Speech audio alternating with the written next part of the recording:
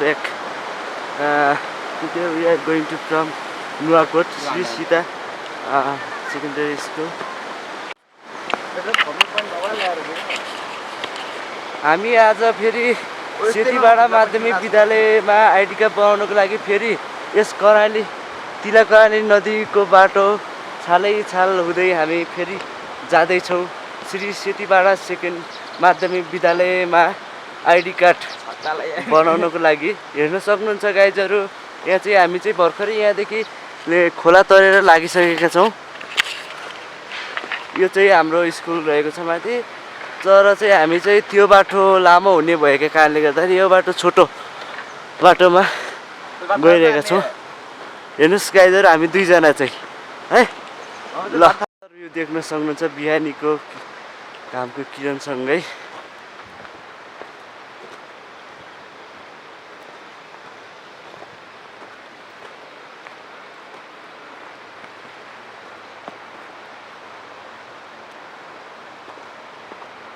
Video बनने आ गया हाथी तो डांग का डाक अभी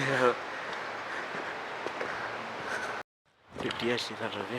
हाँ त्यो डिएसएलआर हो के? यो पनि डिएसएलआर हो। त्यो न्यू मोडलमा इफेक्ट हालिदिया हुन्छ कि मोबाइलमा इफेक्टहरू पाइन्छन् नि स्न्यापच्याटहरूमा चाहिँ त्यस्तो इफेक्ट हालिदिया हुन्छ कि। त्यस्तो इफेक्ट हालेर पनि त्यो कहिले पनि त्यो फोटो भिडियो त्यस्तो फोटो झोला चाहिँ खुल्ला भयो नि।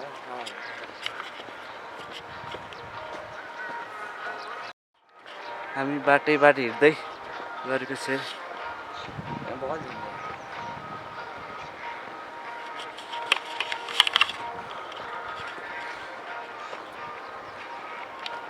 हरियाली हुन लागेको छ यहाँ जुनमा माथि हरियाली भएको ठाउँमा म्यागी भिडियो त्यसै दिन आयो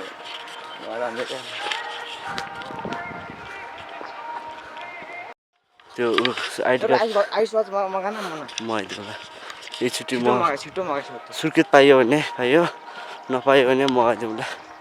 आइस वाच सस्तो पनि पाइन्छ महँगो पनि पाइन्छ होइन।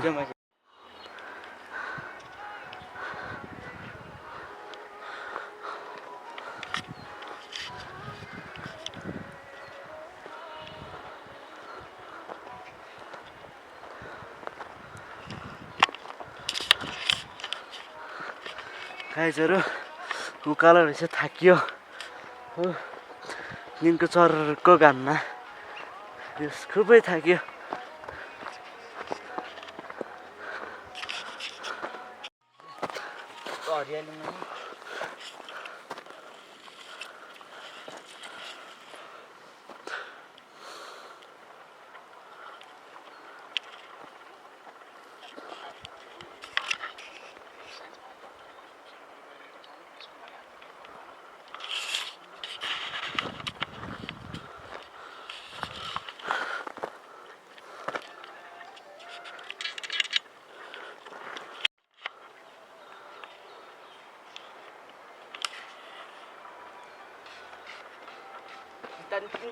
यो राउतपाडाको माथि यो चाहिँ नेचुरल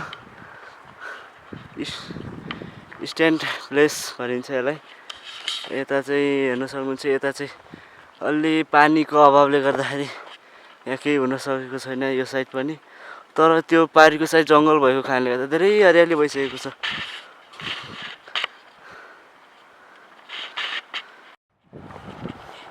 जे बेल झर पनि दिए हिलो त पढाइ छैन, त्यही कपडा बिहान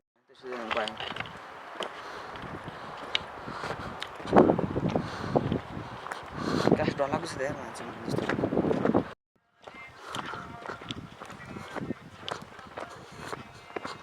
मोबाइल ल्याएर रिजन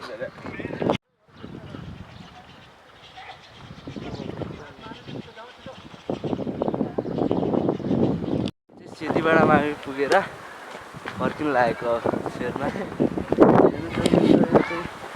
सेतीबाडा माध्यमिक विद्यालय।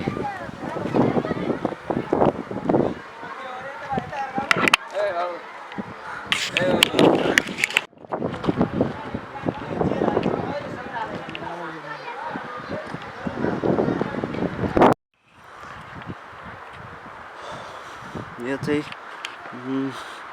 त्यसकै नजिक एउटा मन्दिर रहेछ, यहाँ हेर्न सक्नुहुन्छ। हजुर हजुर यस्तो ब्युटिफुल सिन छ यहाँ चाहिँ ईश्वर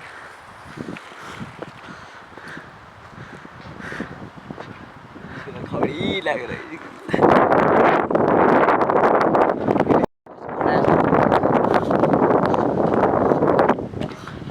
यो चाहिँ जुम्लाको अर्ग्यानिक स्याउ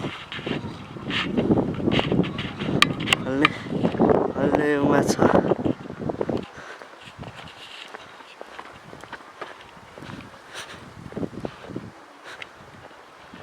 यो चाहिँ नुवाकोट भन्ने गाउँको नाम नुवाकोट यो चाहिँ नुवाकोट सेतीबाट माध्यमिक विद्यालयबाट हामी फर्किँदैछौँ अब घर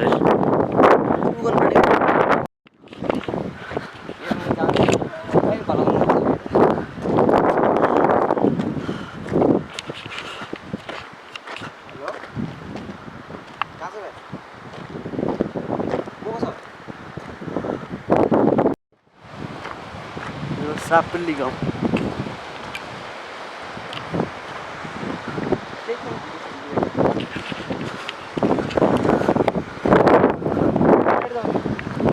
यो चाहिँ त्रिवेणी धाम दुईवटा नदीको मिलन भिडियो बान्नु न मेरोमा हालिदिन्छु यसले हिँड्नु